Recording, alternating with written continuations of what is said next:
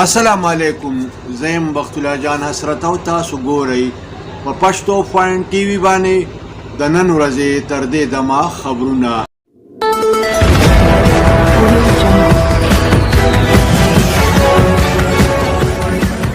د ټولو اول سر خبرونه.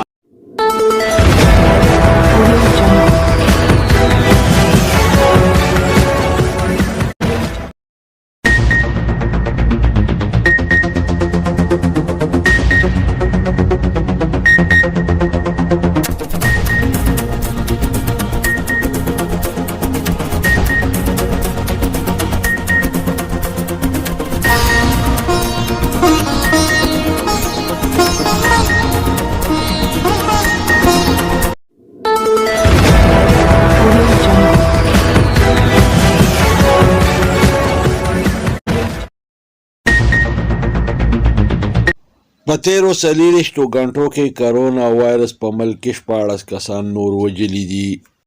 دا په تیرو 3 میاشتو کې د کرونا وایرس له کبله په یو ورځ کې د شوو مړو د ټولو نه کم تعداد دی.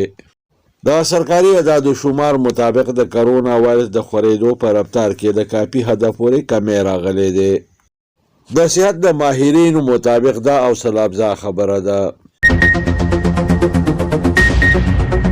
د پاک پوج د ترجمان مطابق په پاک پوج کې د اعلی تقررو په حواله باندې قیاس غلول ښه خبره نه ده. وزیر اعظم عمران خان ویلي دي چې د سینټ د انتخاباتو هایجک کول په جمهوریت باندې بدنما داغ دی. د خیبر پختونخوا حکومت د پی ټی آی په ارکانو باندې د نظر ساتلو فیصله کړې ده. جهانگیر ترین ویلی دی چې زه مخکې هم د پی ټی آی حصه وم او اوس هم د پی ټی آی حصه یم. الیکشن ټریبیونل د سینټ د انتخاباتو لپاره د پی ټی آی د امیدوار سیف الله ابړو د نامزدګۍ کاغذونه مسترد کړي دي. د سینټ د انتخاباتو لپاره د پی ډی ایم مشترکه امیدوار یوسف رضا ګیلاني ویلي دي چې دا ځل ښکاري چې اسټیبلشمنټ د سینټ په انتخاباتو کې غیر جانبدار دی. دا پېښور په سربند کې وراره تره چاچي او د تره 3 بچي د 3 مرلو کور په سرباني ووژل. په ایکویډور کې یو ډاکو د یو سپورټس چینل ریپورټر د لایو پروګرام په دوران کې د کیمرې په مخ کې ولوټه. د کویت حکومت د غیر ملکی مسافرو کویت ته د داخلي د پابندۍ په فیصله کې توسیع کړې ده. محمد رضوان ویلي دي په لوړ اډر کې د لوبېدو په وجه باندې ما د خپلو صلاحیتونو برپور مظاهره ونه کړی شوه. د افریقې پس بالرډیل اسټین کویټا ګلیډیټر جاین که. د شپږم پیسل په 3 میچ کې اسلام آباد یونایټډ ملتان سلطان ته په 3 وکټو ماتې ورکړې ده. د شپږم پیسل په 4م میچ کې لاهور قلندر کویټا ګلیډیټر ته ماتې ورکړه. د خیبر پختونخوا په مختلفو علاقو کې په اسمان باندې ګوري وریځې راخوري دي. د وقفې سره نری نری باران شروع دی.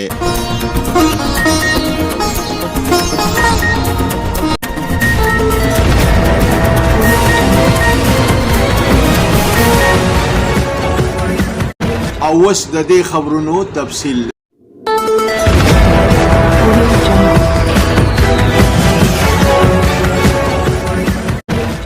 په تیرو 40 غنټو کې کرونا وایرس په ملک کې 14 کسان نور وژل.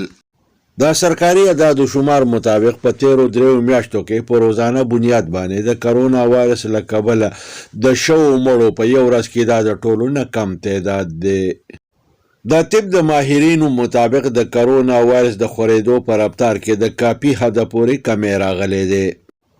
د ماهرینو مطابق دا د ملک او قام دپاره حوصله افزا خبره ده.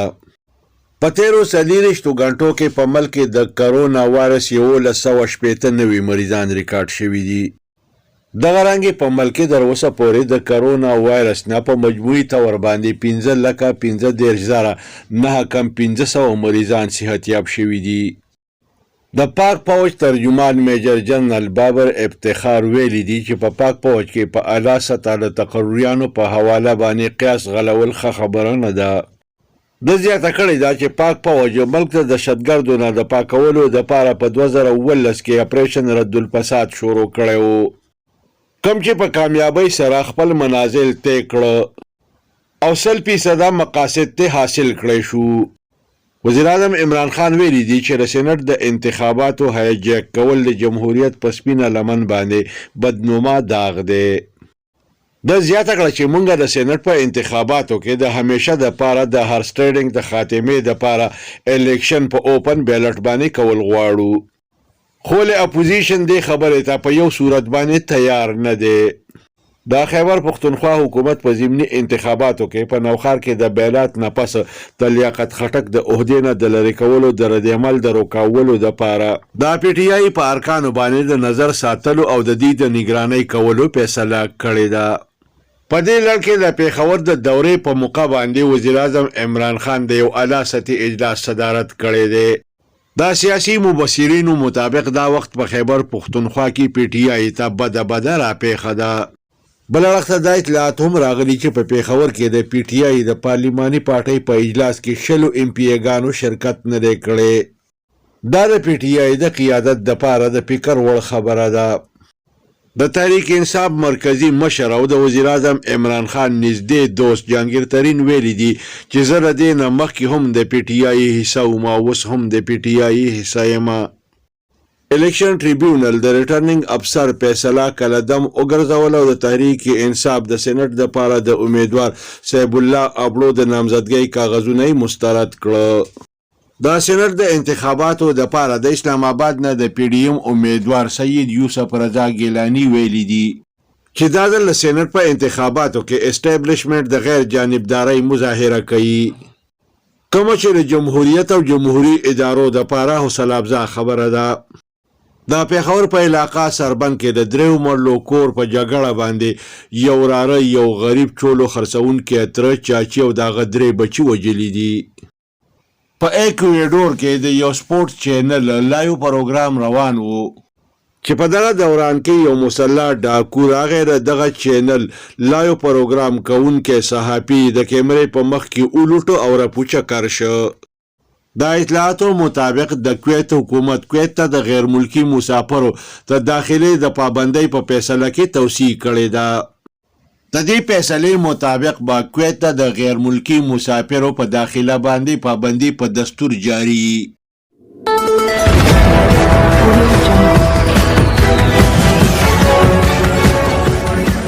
راځئ چې وګورو د لوبو خبرونه.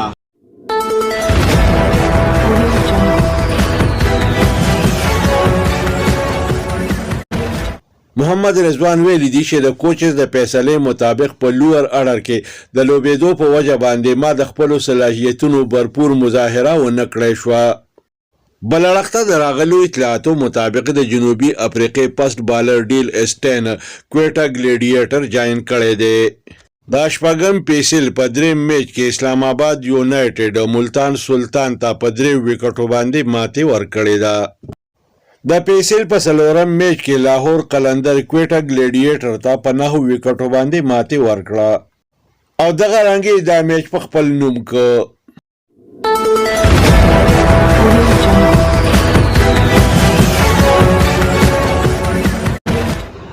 او اوس ګورو د موسم حال.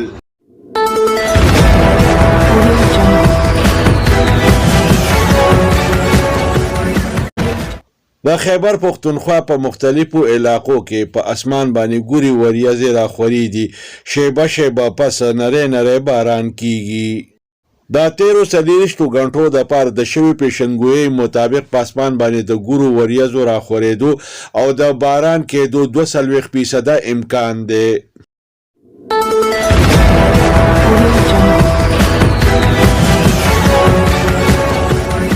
دې سره د نن ورځې خبرونه پای ته رسي. ښاد او اباد اوسئ.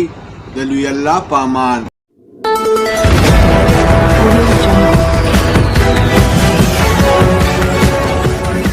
کتونکو پښتو فاین ټي وي سبسکرایب کړئ، دا ټلۍ په بټنه ګوته کېدئ او دغه رنګې دا خبرونه کتنه د خپل ژوند معمول وګرځوئ.